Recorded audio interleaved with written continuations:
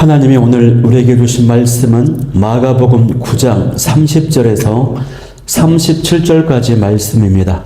마가복음 9장 30절에서 37절까지 말씀을 봉독해 올리겠습니다. 그곳을 떠나 갈릴리 가운데로 지날새 예수께서 아무에게도 알리고자 아니하시니 이는 제자들을 가르치시며 또 인자가 사람들의 손에 넘겨져 죽임을 당하고 죽은 지 3일 만에 살아나리라는 것을 말씀하셨기 때문이더라. 그러나 제자들은 이 말씀을 깨닫지 못하고 묻기도 두려워하더라. 가버나움에 이르러 집에 계실새 제자들에게 물으시되 너희가 길에서 서로 토론한 것이 무엇이냐 하시되 그들이 잠잠하니 이는 길에서 서로 누가 크냐 하고 쟁론하였음이라. 예수께서 앉으사 12 제자를 불러서 이르시되 누구든지 첫째가 되고자 하면 무사람의 끝이 되며 무사람을 섬기는 자가 되어야 하리라 하시고 어린아이 하나를 데려다가 그들 가운데 세우시고 안으시며 제자들에게 이르시되 누구든지 내 이름으로 이런 어린아이 하나를 영접하면 곧 나를 영접함이요 누구든지 나를 영접하면 나를 영접함이 아니요 나를 보내신 이를 영접함이니라. 아멘.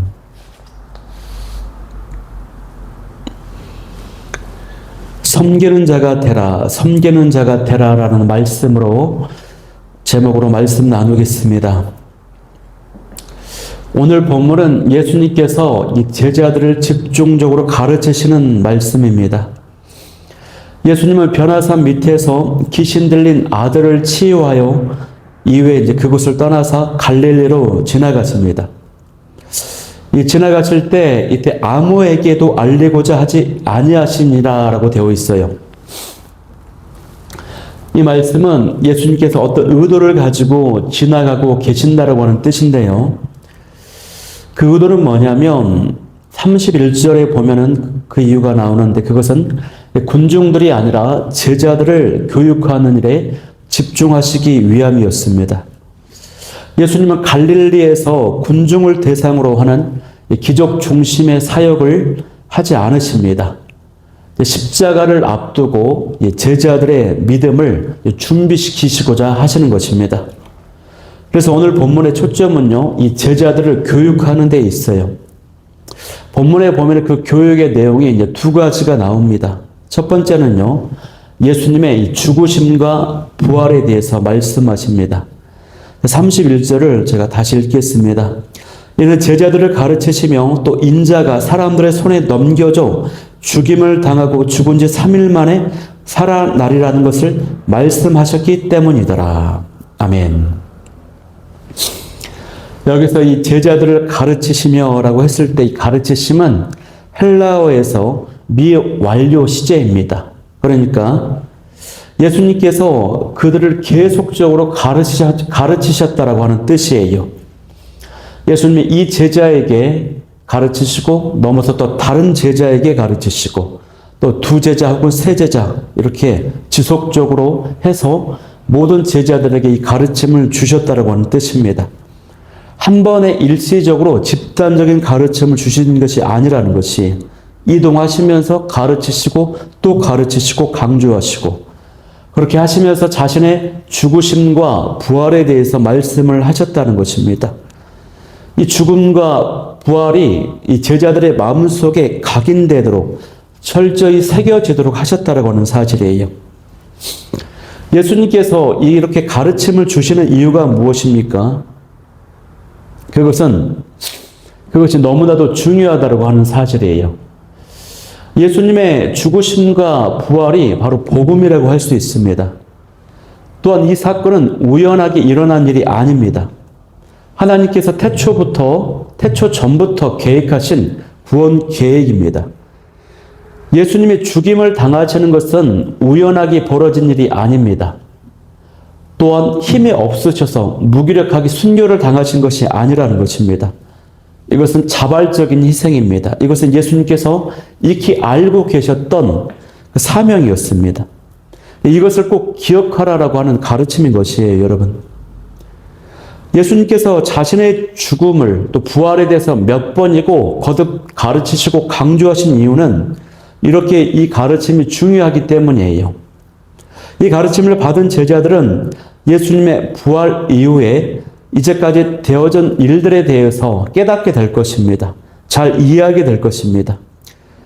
그런 의미에서 제자들에게 주셨던 많은 가르침 중에서 예수님의 십자가에서의 죽으심과 이 부활의 가르침은 그 어떤 가르침보다 더 중요한 가르침이라고 할 수 있습니다. 여러분, 오늘날도 마찬가지입니다. 예수님의 말씀, 또 성경의 말씀, 많은 것들이 있지만 그 중에서 우리가 선명하게 붙잡아야 되는 것이요, 바로 이 예수님의 십자가와 부활에 관한 것이에요. 이 복음의 메시지라고 하는 것입니다.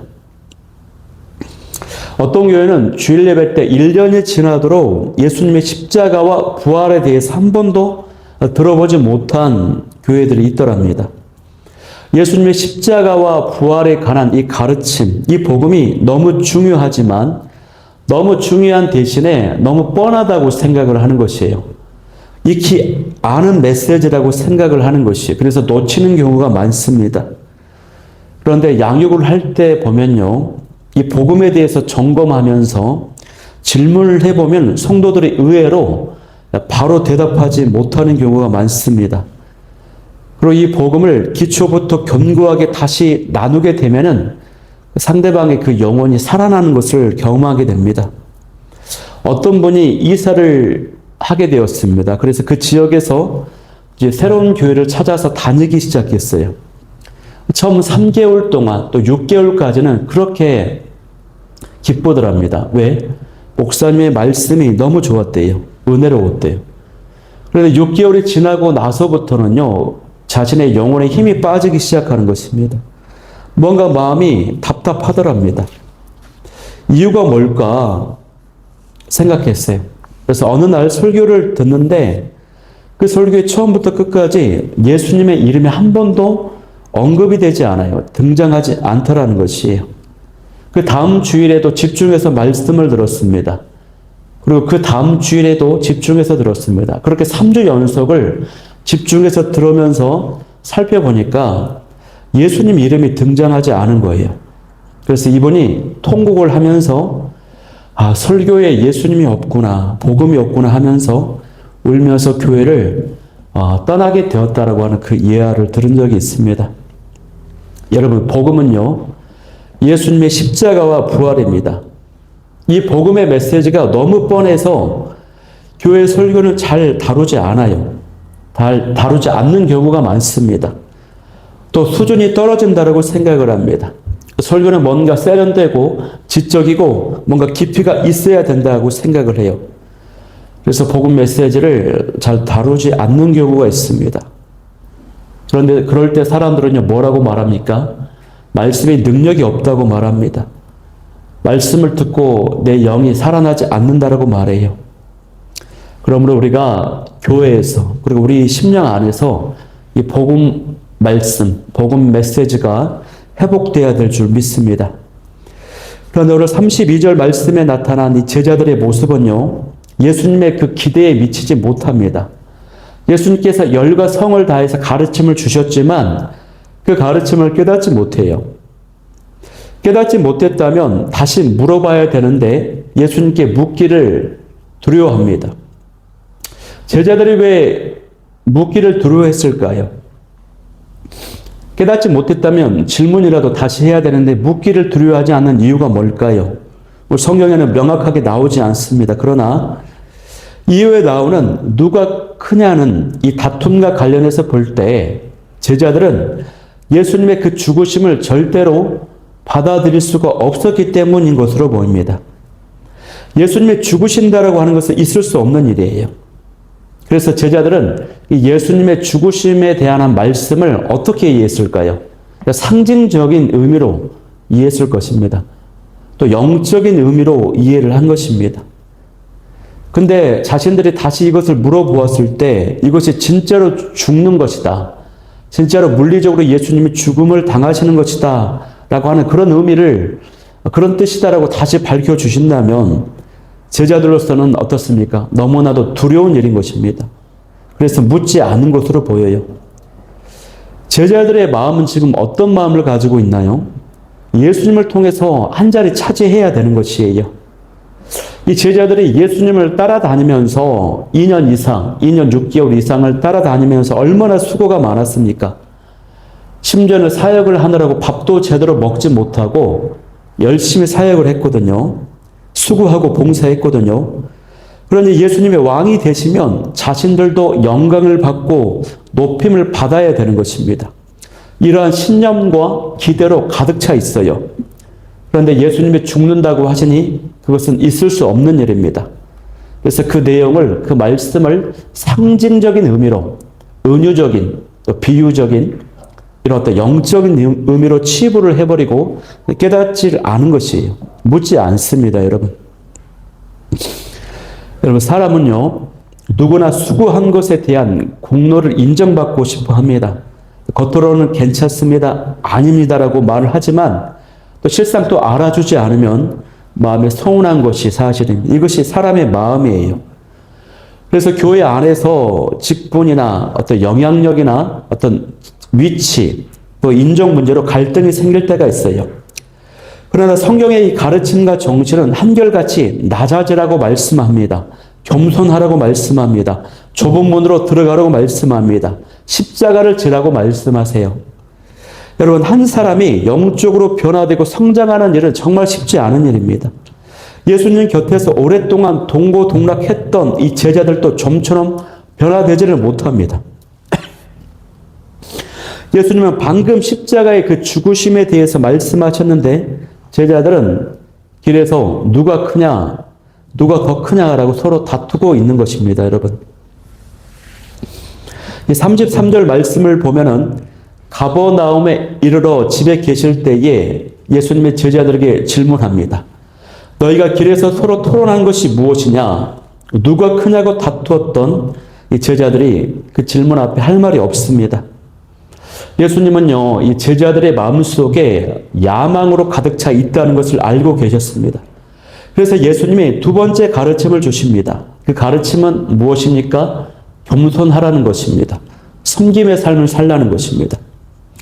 우리는 이 겸손과 섬김, 또 십자가에 대해서 그렇게 자주 들었으면서도 얼마나 쉽게 잊어버리는지 몰라요.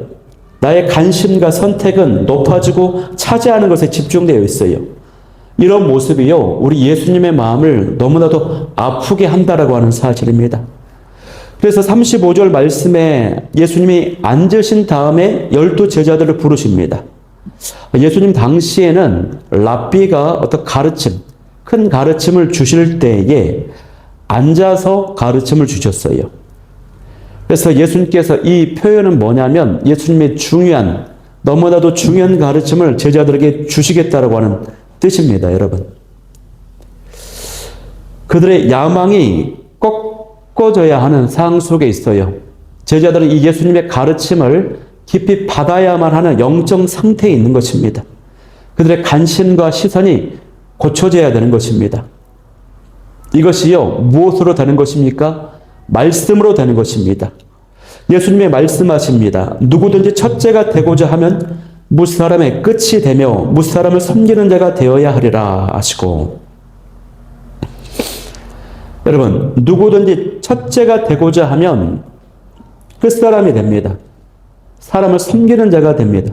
사람을 섬기는 자가 되고자 하면 높아지는 자가 됩니다. 이것이 하나님 나라 백성에게 적용되는 섬김의 원리라고 할 수 있어요. 높아지는 자는 섬기는 자가 되고 섬기는 자는 높아지게 된다는 것입니다.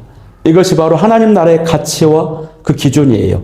세상과는 다릅니다. 하나님 나라의 백성은 세상의 법과 기준이 아닌 하나님 나라의 법과 기준을 적용을 받습니다. 여러분, 저와 여러분은 하나님 나라의 백성이지 않습니까? 오늘 하루 어떤 섬김을 해보시겠습니까? 이 겸손과 섬김의 모습이 나타나는 오늘 하루의 삶이 될 수 있기를 소망합니다. 이어서 예수님은 어린아이 하나를 데려다가 그들 가운데 세우시고 안으시면서 제자들에게 말씀을 주십니다. 37절 말씀입니다. 제가 봉독합니다. 누구든지 내 이름으로 이런 어린아이 하나를 영접하면 곧 나를 영접함이요. 누구든지 나를 영접하면 나를 영접함이 아니요. 나를 보내신 이를 영접함이니라. 아멘. 여러분, 당시의 어린아이는 어떻습니까? 사회적으로 가장 낮은 존재입니다. 어린아이는 힘도 없고요, 공로도 없어요. 그를 섬김을 통해서 어떤 유익을 얻을 수가 없는 것이죠. 그런데 그런 자를 환대하고 영접하는 것이 바로 나를 영접하는 것이고 하나님을 영접하는 것이라고 말씀합니다. 여러분, 예수님은 이 어린아이를 끌어안으시면서 이 가르침을 주십니다. 어린아이를 영접하는 일은요, 말처럼 쉬운 일이 아닙니다. 어린아이를 영접하려면 겸손해야 됩니다. 또 어린아이를 영접하려면요, 어떤 책임감을 가지고 있어야 되고요, 수고가 있어야 돼요. 그리고 또 끈기와 인내를 가지고 있어야 됩니다. 그런데 여러분, 어린아이는 나이가 어린 사람을 가르치기도 하지만 우리가 이 말씀을 어떻게 해석해야 됩니까? 직장에서나 공동체에서 연약함을 가지고 있는 사람, 실력이 부족한 사람, 또 경험이 부족한 사람, 실수가 많고 미성숙한 사람, 이런 모든 사람을 포함하는 것이죠. 어디에든 우리 주변에 이런 약한 사람이 있습니다. 어린아이와 같은 사람이 있어요. 이 사람을 섬기는 것이 바로 하나님을 섬기는 것이라는 것입니다. 이 사람을 섬기는 것이 바로 예수님을 섬기는 것이라고 하는 것입니다, 여러분. 그러므로 여러분, 오늘 내가 예수님의 이름으로 영접해야 될 그 작고 연약한 사람, 어린아이와 같은 사람은 누구입니까? 오늘 하루 섬기는 자가 되셔서 내가 바로 하나님 나라의 백성임을 증명할 수 있는 복된 하루가 될 수 있기를 소망합니다. 오늘 이 섬기는 자가 되라라고 하는 말씀 붙잡고 기도하기를 원하는 기도 제목 3가지는요. 첫 번째, 십자가와 부활의 복음이 내 안에서 다시 회복되게 도와주옵소서. 두 번째는 인정받고자 하는 마음, 높아지고자 하는 마음을 내려놓게 하여 주옵소서. 세 번째는 어린아이와 같은 이 작고 연약한 자를 발견하고 섬기게 하여 주옵소서. 이 기도 제목 가지고 뜨겁게 기도하며 나아가도록 하겠습니다.